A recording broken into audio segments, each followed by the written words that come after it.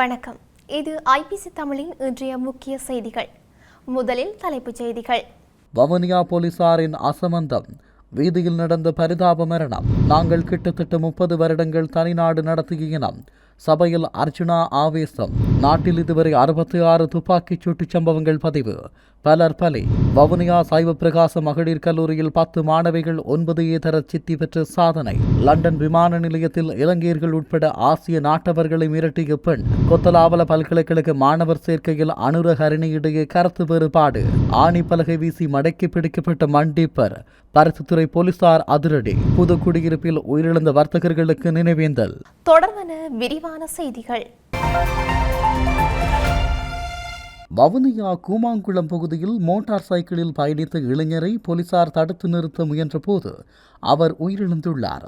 இதனால் நேற்று அப்பகுதியில் பதற்ற சூழ்நிலை ஒன்று உருவாகியுள்ளது. மோட்டார் சைக்கிளில் பயணித்த இளைஞனை போக்குவரத்து போலீசார் தாங்கள் வைத்திருந்த தடியை நீட்டி நிறுத்த முயன்றுள்ளனர். இதன்போது இளைஞர் விபத்துக்குள்ளாகி உயிரிழந்துள்ளார். இதனால் அப்பகுதியில் அதிகளவான மக்கள் குவிந்துள்ளதோடு பாதுகாப்பும் பலப்படுத்தப்பட்டுள்ளது. நாங்கள் கிட்டத்தட்ட 30 வருடங்கள் தனிநாடு நடத்திய இனம். எங்களுக்கு எந்த பயமும் இல்லை என்று நாடாளுமன்ற உறுப்பினர் அர்ஜுனா ராமநாதன் தெரிவித்துள்ளார். நேற்றைய தினம் நாடாளுமன்ற அமர்வில் கலந்து கொண்டு கருத்து தெரிவிக்கும் போதே அவர் இவ்வாறு குறிப்பிட்டார். அரசியல் செய்ய வேண்டும் என்பதற்காக செம்மணிக்கு வந்து செருப்புகளை வைத்துவிட்டு ஓடாமல் தமிழ் மக்களுக்காக போராடினால் நாங்கள் உங்களுக்கு ஆதரவு தருவோம். அரசியல் செய்ய வேண்டும் என்பதற்காக செம்மணிக்கு வந்து செருப்புகளை வைத்துவிட்டு ஓடாமல் தமிழ் மக்களுக்காக போராடினால் நாங்கள் உங்களுக்கு ஆதரவு தருவோம். நான் அமைச்சர் சந்திரசேகரனை அவமதிக்கவில்லை, அவருக்கு உதவி செய்யத்தான் நினைக்கிறேன். வடமாகாணத்தில் ஒரு நாடாளுமன்ற உறுப்பினருக்கு தர வேண்டிய 10 மில்லியன் பன்முகப்படுத்தப்பட்ட நிதியையும் வடக்கு மாகாணத்தில் உள்ள 6 அமைச்சுகளுக்கும் அமைச்சர் சந்திரசேகரன் எடுத்து தரவில்லை என தெரிவித்துள்ளார். 2025 ஆண்டின் ஜனவரி மாதம் 1ஆம் தேதியிலிருந்து ஜூலை மாதம் 11ஆம் தேதி வரையான காலப்பகுதிக்குள் நாட்டில் 66 துப்பாக்கிச் சூட்டு சம்பவங்கள் பதிவாகியுள்ளன என்று போலீஸ் தலைமையகம் தெரிவித்துள்ளது. இந்த துப்பாக்கிச் சூட்டு சம்பவங்களினால் 37 பேர் உயிரிழந்துள்ளனர், 37 பேர் காயமடைந்துள்ளனர் எனவும் போலீசார் தெரிவித்துள்ளனர். அவற்றில் 48 துப்பாக்கிச் சூட்டு சம்பவங்கள் பாதாள உலக கும்பல்களுக்கு இடையிலான மோதல்கள் காரணமாக இடம்பெற்றுள்ளன எனவும் போலீசார் குறிப்பிட்டுள்ளனர். அத்துடன் பாணந்துறை போலீஸ் பிரிவுக்குட்பட்ட பகுதியில் மாத்திரம் சுமார் 5 துப்பாக்கிச் சூட்டு சம்பவங்கள் பதிவாகியுள்ளன. பாதாள உலக கும்பலைச் சேர்ந்தவர்களும் போதைப்பொருள் கடத்தக்காரர்களுமான குடு சலிந்து மற்றும் பாணந்துறை நிலங்க ஆகியோருக்கு இடையிலான தகராறு காரணமாக பாணந்துறை போலீஸ் பிரிவுக்குட்பட்ட பகுதிகளில் அதிகளவான துப்பாக்கிச் சூட்டு சம்பவங்கள் பதிவாகியுள்ளன என போலீஸ் தலைமையகம் தெரிவித்துள்ளது. வவுனியா சைவ பிரகாச மகளிர் கல்லூரியில் 10 மாணவிகள் 9A சித்தி பெற்று சாதனை படைத்துள்ளனர். நேற்றைய தினம் 2024ஆம் ஆண்டிற்கான காபோத சாதாரண தர பரீட்சை பெறுபவர்கள் வெளியாகியுள்ளனர். அதற்கமைய வவுனியா நகர பகுதியில் அமைந்துள்ள முன்னணி பாடசாலைகளில் ஒன்றான வவுனியா தெற்கு வலயத்திற்குட்பட்ட சைவ பிரகாசா மகளிர் கல்லூரியில் 10 மாணவிகள் 9A சித்திகளை பெற்றுள்ளனர்.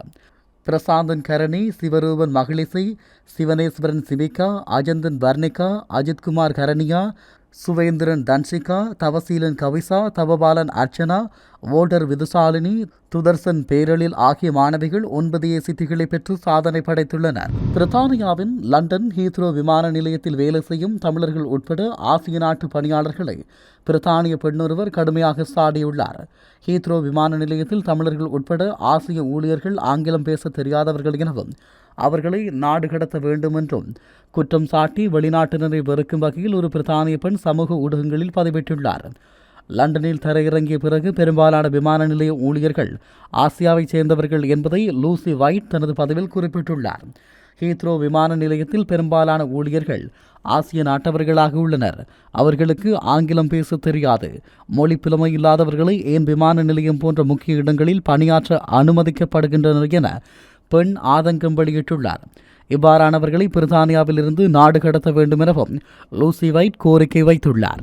கொத்தலாவல பாதுகாப்பு பல்கலைக்கழகத்தின் மருத்துவ பீடத்திற்கு மாணவர்களை இணைத்துக் கொள்ளும் தீர்மானத்தில் ஜனாதிபதி மற்றும் பிரதமருக்கிடையில் கருத்து வேறுபாடு நிலவி வருவதாக ஐக்கிய தேசிய கட்சியின் பொதுச் செயலாளர் தலதா அத்துக்கோரல் தெரிவித்துள்ளார். கொத்தலாவல பாதுகாப்பு பல்கலைக்கழகத்தின் மருத்துவ பீடத்தில் நூற்றுக்கணக்கான தேசிய மாணவர்கள் கற்று வரும் நிலையில் இந்த வருடத்திற்கான மாணவர்களை இணைத்துக் கொள்வதற்காக கடந்த மே மாதம் 21ஆம் தேதி பல்கலைக்கழக மருத்துவப்பீடு இணையதளத்தில் விண்ணப்பம் கோரப்பட்டிருந்தது. ஆனால் மறுநாள் 22ஆம் தேதி பிரதி பாதுகாப்பு அமைச்சர் அனுர ஜெயசேகர இதன் பின்னர் இந்த பல்கலைக்கழகத்திற்கு பாதுகாப்பு படையினர் மற்றும் வெளிநாட்டு மாணவர்கள் மாத்திரமே இணைத்துக் கொள்ளப்படுவார்கள் என நாடாளுமன்றத்தில் தெரிவித்தார். அரசாங்கம் இவ்வாறு திடீரென வெளியிட்ட அறிவிப்பால் பல்கலைக்கழகத்துக்கு விண்ணப்பிக்க காத்திருந்த மாணவர்கள் மன உளைச்சலுக்கு ஆளானார்கள். இவர்கள் கடந்த காலங்களில் எதிர்க்கட்சியில் இருந்து கொண்டு பணம் செலுத்தி கல்வி கற்பதற்கு பல்கலைக்கழகங்களில் மருத்துவ பீடம் ஆரம்பிக்கப்படுவதற்கு கடும் எதிர்ப்பு தெரிவித்து வந்தார்கள். அதன் காரணமாக செய்டம் பல்கலைக்கழகம் நிறுத்தப்பட்டது. அதேபோன்று 2002ஆம் ஆண்டு ஆஸ்திரேலியாவின் மெனாஸ் பல்கலைக்கழகத்தை எமது நாட்டுக்கு கொண்டுவரும் நடவடிக்கை நிறுத்தப்பட்டது. தற்போது கொத்தலாவல பாதுகாப்பு பல்கலைக்கழகத்தில் தேசிய மாணவர்களை இணைத்துக் கொள்வதை நிறுத்த எடுத்த நடவடிக்கை மூலமாக அவர்கள் மீண்டும் தங்களின் பழைய கொள்கையை ஆரம்பித்துள்ளார்கள். பிரதமர் இந்த விடயத்தில் உறுதியாக இருந்து இந்த பல்கலைக்கழகம் படையினருக்கு மாத்திரம் உயர்கல்வியை கற்றுக்கொள்ளும் இடமாக மேற்கொள்ள நடவடிக்கை எடுத்த போதும் இறுதியில் ஜனாதிபதி தலையிட்டு மீண்டும் பழைய நிலைக்கு கொண்டுவர நடவடிக்கை எடுத்திருக்கிறது. என்றாலும் ஜனாதிபதி மற்றும் பிரதமருக்கு இடையில் இது தொடர்பில் இடம்பெற்று வரும் பனிப்போர் காரணமாக மாணவர்களே பாதிக்கப்படுகின்றனர். அதனால் இவ்வாறான தீர்மானம் எடுக்கும் போது அரசாங்கம் ஒரு நிலைப்பாட்டில் இருந்து தீர்மானம் எடுத்து நாட்டுக்கு அறிவிக்க வேண்டும் என கூறியுள்ளார். யாழ்ப்பாணம் பருத்தித்துறை வல்லிபுரம் பகுதியில் இருந்து சட்டவிரோதமாக மண்ணை ஏற்றிச் சென்ற டிப்பர் வாகனம் ஆணிகள் அடிக்கப்பட்ட பலகை வீசி மடக்கி பிடிக்கப்பட்டதோடு சந்தேக நபர் ஒருவரும் கைது செய்யப்பட்டுள்ளார். இந்த சம்பவம் நேற்று வெள்ளிக்கிழமை அதிகாலை 5 மணியளவில் இடம்பெற்றதாக பருத்தித்துறை போலீசார் தெரிவித்தனர். வல்லிபுரம் பகுதியிலிருந்து சட்டவிரோத மணல் கடத்தல் இடம்பெற்று வருவதாக கிடைத்த ரகசிய தகவலை அடுத்து பருத்தித்துறை போலீசார் விசேட அதிரடி படையினருடன் இணைந்து மேற்கொண்ட நடவடிக்கையின் போது டிப்பர் வாகனம் மடக்கி பிடிக்கப்பட்டுள்ளது. மந்திகை சந்தியில் வைத்து மணல் ஏற்றியவாறு பயணித்த குறித்த டிப்பர் ரக வாகனத்தை போலீசார் மறைத்த போது நிற்காது தொடர்ந்து பயணித்த நிலையில் தம்பசிட்டி வீதியில் ஆணிகள் அடிக்கப்பட்ட பலகை வீசி மடக்கி பிடிக்கப்பட்டது. இதன்போது குறித்த டிப்பர் வாகனத்தில் இருந்து 2 தப்பியோடிய நிலையில் வாகன சாரதி கைது செய்யப்பட்டுள்ளதாக பருத்தித்துறை போலீசார் தெரிவித்தனர். ஆணி பலகையில் சிக்கி டிப்பர் வாகனத்தின் பின் சக்கரம் சேதமடைந்த நிலையில் அது சீர் செய்யப்பட்ட பின்னர் போலீஸ் நிலையத்திற்கு கொண்டு சென்றதுடன் பருத்தித்துறை நீதிமன்றில் முற்படுத்த போலீசார் நடவடிக்கை மேற்கொண்டுள்ளனர். கடந்த காலங்களில் புதுக்குடியிருப்பு வர்த்தக சங்கத்திற்குட்பட்ட பகுதியில் வர்த்தக நடவடிக்கைகளை மேற்கொண்டு உயிரிழந்த வர்த்தகர்களை நினைவு கூர்ந்து புதுக்குடியிருப்பு நகர் பகுதியில் வர்த்தக சங்கத்தின் ஏற்பாட்டில் உயிரிழந்த வர்த்தகர்களுக்காக நேற்று காலை அஞ்சலி நிகழ்வு ஒன்று இடம்பெற்றது. புதுக்குடியிருப்பு வர்த்தக சங்க தலைவர் நவநீதன் தலைமையில் இடம்பெற்ற இந்த நிகழ்வில் வர்த்தகர்களின் குடும்பத்தினர்கள், வர்த்தகர்கள், சமூக செயற்பாட்டாளர்கள், பொதுமக்கள், முச்சக்கர வண்டி உரிமையாளர்கள் என பலரும் கலந்து கொண்டு அஞ்சலி செலுத்தினர். இதேவேளை குறித்த நினைவேந்த நிகழ்வில் கலந்து கொள்வதற்காக புதுக்குடியிருப்பு வர்த்தகர்கள் அனைவரும் தமது வர்த்தக நிலையங்களை மூடியிருந்தனர் என்பது குறிப்பிடத்தக்கது. இத்துடன் இன்றைய முக்கிய செய்திகள் நிறைவடைகின்றன. தொடர்ந்தும் செய்திகளை அறிந்து கொள்ள ஐபிசி தமிழ் நியூஸ் என்ற எமது யூடியூப் பக்கத்தினூடாக இணைந்திருங்கள். நன்றி.